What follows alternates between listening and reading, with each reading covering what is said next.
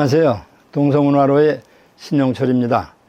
오늘은 슬픈 역사와 관련이 있는 두 왕릉에 대해서 살펴보겠습니다. 그것은 강원도 영월의 단종의 왕릉, 즉 장릉과 남양주시의 사릉, 단종 왕비 정순 왕후의 능이 되겠습니다. 오늘은 일단 영월의 단종 왕릉, 장릉만을 살펴보고 다음번에 사릉을 보기로 하겠습니다. 우리가 잘 아는 대로 요즘에 왕과 사는 남자라는 영화가 1,500만에 육박하는 관람객의 증가로 대단한 돌풍을 일으키고 있습니다. 많은 사람들의 관심 속에서 그에 관계된 역사와 인물 또는 지역에 대해서 관심이 높아지고 있습니다. 저는 오늘 이 문제에 대해서 영화 자체의 배역이나 연기라든지 그런 문제는 취급하지 않을 거고, 다만 역사적인 간단한 스토리 그리고 그에 얽힌 문화적인 사적들 그리고 인물들, 그런 문제에 대해서 간단하게 살펴볼까 합니다. 우리가 아는 대로 단종의 슬픈 역사는 거의 일반화된 역사입니다. 그러나 이러한 잘 알려진 역사가 어떻게 해서 그렇게 많은 사람들의 인기리에 폭풍을 일으키고 있는가 하는 문제를 보다 문화적이고 역사적인 면에서 보려고 하는 겁니다. 단종은 세종대왕의 원손입니다. 그리고 조선 역사에 있어서 유일하게 적자, 세자로 해서 왕위에 오른 유일한 국왕이라고 합니다. 조선 왕조의 거의 모든 국왕이 장자가 아니었는데 단종이야말로 세종의 원손이고 문종의 맏아들이고 세자를 거쳐서 국왕에 오른 유일한 분이라고 합니다. 그러니까 유교의 적장자 상속을 가장 실현을 한 분이다, 그렇게 볼 수가 있겠죠. 어린 나이에 국왕이 됐지만은 계유정난을 통해서 숙부인 수양대군에게 왕위를 뺏기고 상왕으로 밀려난다고 하는 얘기는 다 알고 있는 얘기가 됩니다. 상왕으로 모셨다가 다시 우리가 잘 아는 사육신의 왕위 복위 문제로 해서 다시 노산군으로 밀려났다가 그것이 1456년이 되겠죠. 그 다음에 1457년 영월로 유배를 가게 됩니다. 그해 6월에 유배를 가게 되는데 강원도 영월에 가서 있었던 기간은 불과 4개월밖에 되지 않습니다. 지금 영화에서 취급하고 하는 그 시간이 4개월입니다. 장덕궁에서 출발해서 영월까지 가는 시간을 포함해서 4개월 동안입니다. 그리고 6월에 출발했는데 10월 24일에 세상을 떠나게 되니까 상당히 짧은 시간입니다. 유배지는 오늘날 관광지로서 유명해진 영월의 청량포이고, 그 왕릉은 잘 알다시피 영월의 장릉입니다. 청량포라는 것은 한반도 지형처럼 생긴 곳이라고 하고, 그리고 동강이 삼면을 둘러싸고 있고, 그리고 한쪽 면만 산이 있어서 밖으로 탈출을 할 수 없는 유배지로서 대단히 전형적인 곳이었죠. 배를 타고 들어가야 되고 그런 곳입니다. 그래서 이 지역은 대단히 습하기도 하고 춥기도 하고 모기도 많고 아주 생활하기가 어려운 곳이었다고 그럽니다. 영화에 보면 건너가다가 배가 잘못돼서 물에 빠지고 하는 장면도 나오는데 그것은 물론 영화의 가상이겠습니다만은, 그 다음에 유배지 장릉 쪽을 좀 살펴보겠습니다. 노산군은 우리가 알다시피 유배를 갔을 때 1457년에 숙부인 금성대군이 경상도 순흥 지역에서 단종 복위 운동을 일으키다가 실패를 하죠. 단종을 아무래도 제거해야 되겠다. 그래서 이제 국왕으로부터 사약이 보내집니다. 그것이 24일로 명이 되는 거죠. 노산군을 24일에 죽음을 하사한다. 그래서 왕방년이라는 금부도사가 처음에 유배지로 데리고 갔던 금부도사인데 그 도사가 사약을 가지고 이 적소에 오게 되고, 여기에서 차마 사약을 가져왔다는 얘기를 못하고 하는 동안에 거기 공인 시중하는 사람이 할 줄로 목을 매서 결국 단종이 거기서 절명을 했다, 그렇게 얘기가 나옵니다. 물론 그 문제가 전부 야사고 우리가 정사에 있어서는 금성대군이 실패했다는 소식을 듣고 자기가 자결을 했다. 그래서 예의를 갖춰서 장례를 치러줬다 하는 것이 단종실록에 나오는 얘기입니다만은 그것은 사실과 다르다고 우리가 알고 있습니다. 그러니까 그 사인이라든지 하는 것은 역시 분명하지 못한 것들이 많이 있습니다. 그러나 어쨌든 단종이 거기서 세상을 떠난 후에 그의 시신을 강물에다 던졌다 하는 것은 우리가 일반적으로 알고 있습니다. 국명으로서 시신에 손을 대는 사람은 삼족을 멸한다. 그래서 아무도 슬퍼하지만은 돌아볼 수가 없는 그런 상황이 됐다고 합니다. 동강에서 청량포로 건너가는 길을 보면 대체로 한 80m 정도 된다고 하는데 물 깊이가 한 3, 4m 된다고 하는 것 같습니다. 그래서 배를 타고 건너야 하는 지역이죠. 머물던 그쪽에는 그 당시부터 있던 소나무가 있는데 관음송이라고 해서 그 당시에 아마 보기도 하고 소리를 듣는다 하는 의미를 가지고 있는데 천연기념물로 되어 있고 영조 때는 그 사적지에 접근을 하지 말라고 하는 금표비 같은 것도 있고 그렇습니다. 그 지역을 지금 사적지로서 저 있고 그렇지만은 그 당시의 건물은 물론 아닙니다. 자규르라고 하는 그 누가 있는데 그쪽에서 쓴 시가 대단히 슬픕니다. 달 밝은 밤 두견 세울째 수심 품고 누머리에 기댔으니 내 울음 슬프거든 내 듣기 애달포라. 여보소 세상 근심 많은 분내 삼가 춘삼월 자규르에 오르지 마소 하는 시가 전하고 있습니다. 그래서 여기를 자규르라고 이름을 한 것 같습니다. 그 밖에 다른 시도 있습니다만은 그 시의 한 구절 중에 하나 가슴이 아프게 생각한 것은 하늘은 귀가 먹어 오히려 이 애달픈 하소연을 듣지 않으시거늘 그런 말이 있습니다.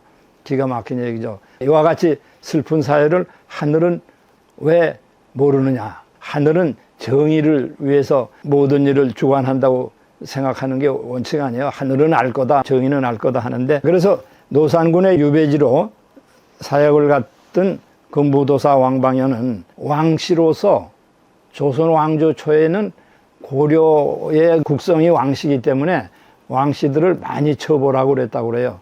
그런데 겨우 거기서 벗어난 게 단종의 아버지 문종 때 법이 고쳐져서 됐대요. 그러니까 왕씨로서 조선에서 활약한 1세대라고 그럽니다. 왕방현은. 자기가 가져간 사약으로서 세상을 떠나지는 않았지만은 죽음을 보면서 돌아오면서 여주 쪽에 와서 강가에 앉아서 시를 썼다는 거 우리한테 너무 잘 알려진 교과서에도 나오는 시입니다. 천만리 머나먼 길 고운님 여의 없고 내 마음 둘 데 없어 내가에 앉았으니 저물도 내 마음같이 밤에 울어 밤길을 애놈해라. 그러니까 밤에 나처럼 흘러가리라.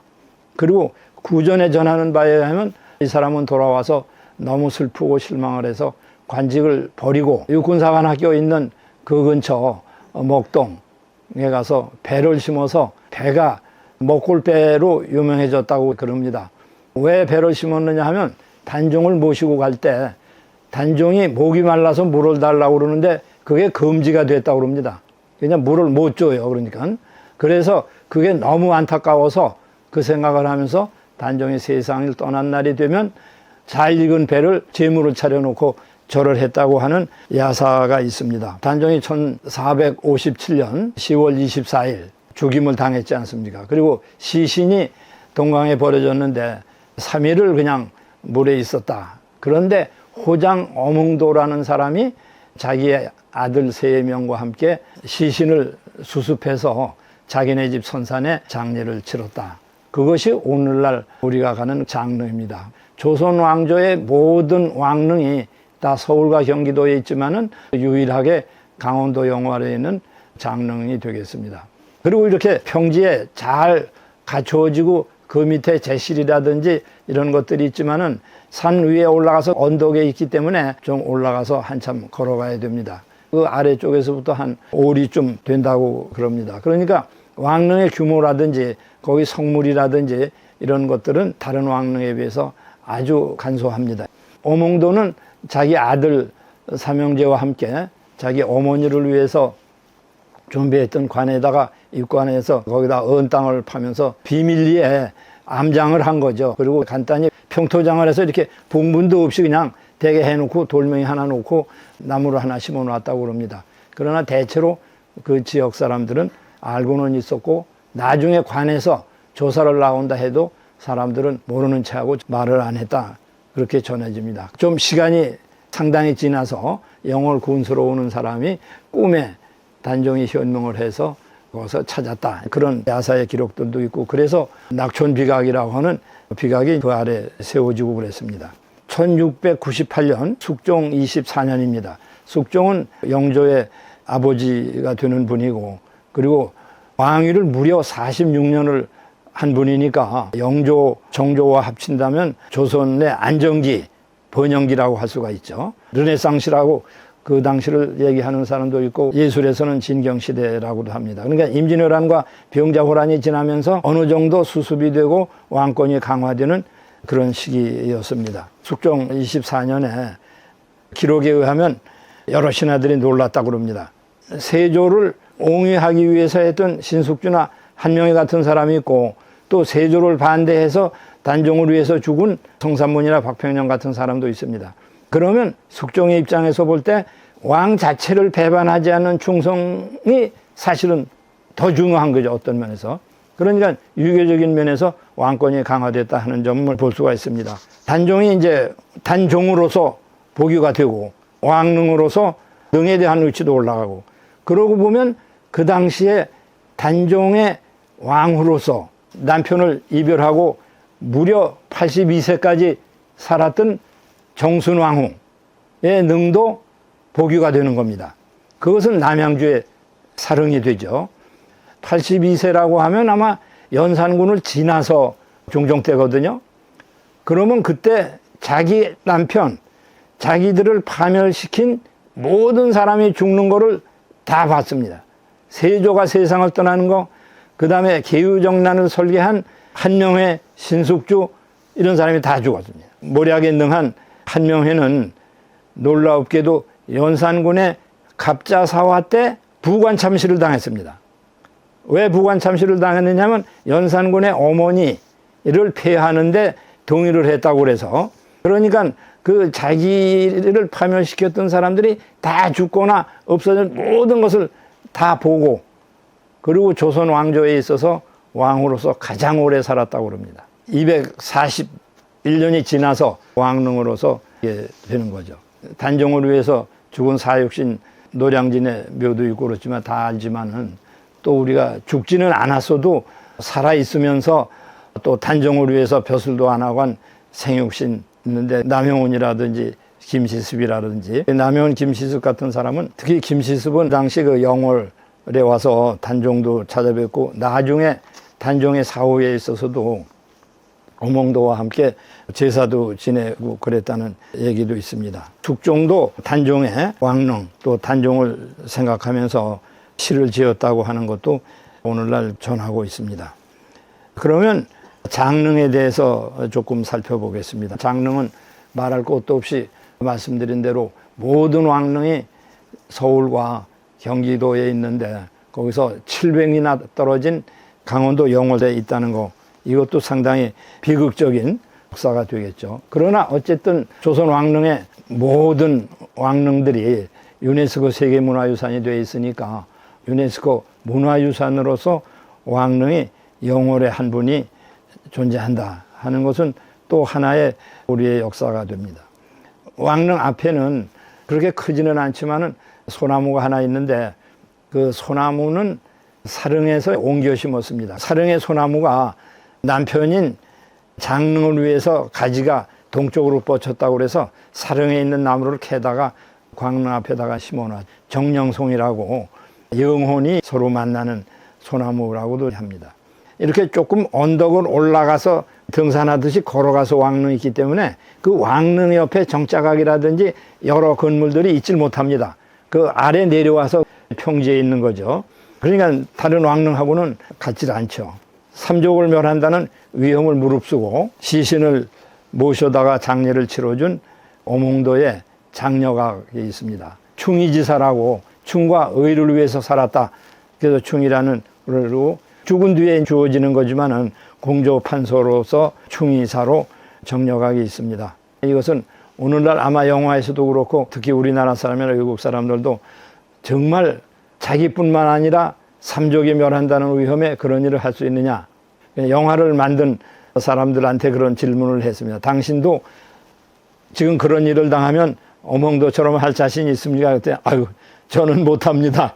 그래서 이제 웃은 적이 있는데 그 오늘날 아무도 그게 힘들 겁니다. 나중에 온 군수 박충권이라는 사람이 왕릉을 그 당시 찾아서 어느 정도 그 묘를 보관했다. 그래서 거기에 비각이 있습니다.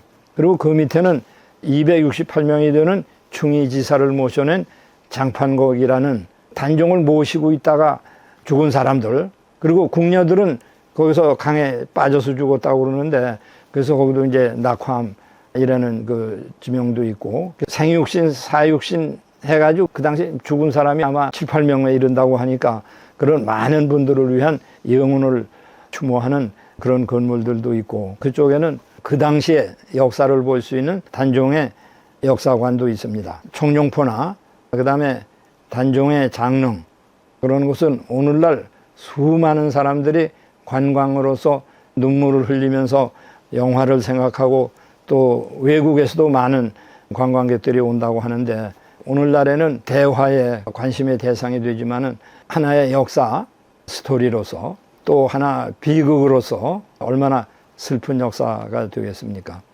28년, 29년에 춘원 이광수는 장편소설 단종의사를 썼죠.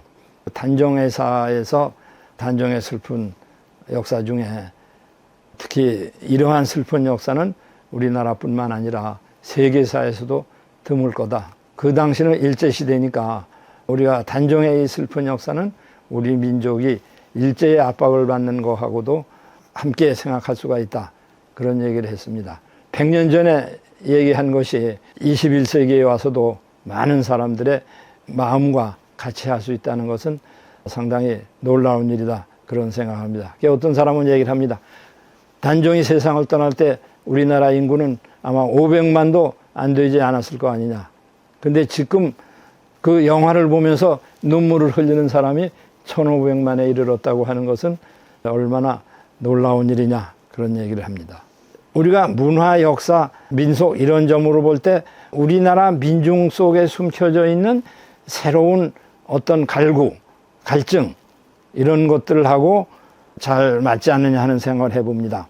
그 다음에 하나 놀라운 것은 강원도나 그쪽 지역에 사는 사람들의 얘기를 들으면 단종은 사후에 태백산 산신이 됐다. 그래서 산신으로 모시고 아마 제사들도 지금 하기도 하고, 또 불교 사원에서는 모시기도 하고, 그 무속으로서 원한의 신으로서 원한을 푸는 것을 우리가 무속이나 유교적인 세계에서 일어났던 비극의 원한들이 불교 세계에서 푸는 그런 문제, 또는 유교에서 측은하게 여기는 인의 문제, 또 정의롭게 살아야 한다는 의의 문제, 이런 것들이 함께 얽혀진 그런 문제 때문에 오늘날 우리 민족에 가지고 있는 원시적인 사상 또는 전통 종교로서 유교, 불교 그런 거와 함께 어우러지고 또 역사와 어우러지고 또 마찬가지로 거기에 얽힌 수많은 사람과 얽혀지고 그리고 거기에 관계된 지역, 관광 이런 문제로 해서 많은 사람들의 관심을 끌고 있는 것 같습니다. 이어서 다음 시간에는 남양주의 사릉과 그리고 계유정난을 일으키고 국왕이 됐던 세조의 광릉 그런 쪽을 함께 다시 더 살펴보겠습니다. 감사합니다.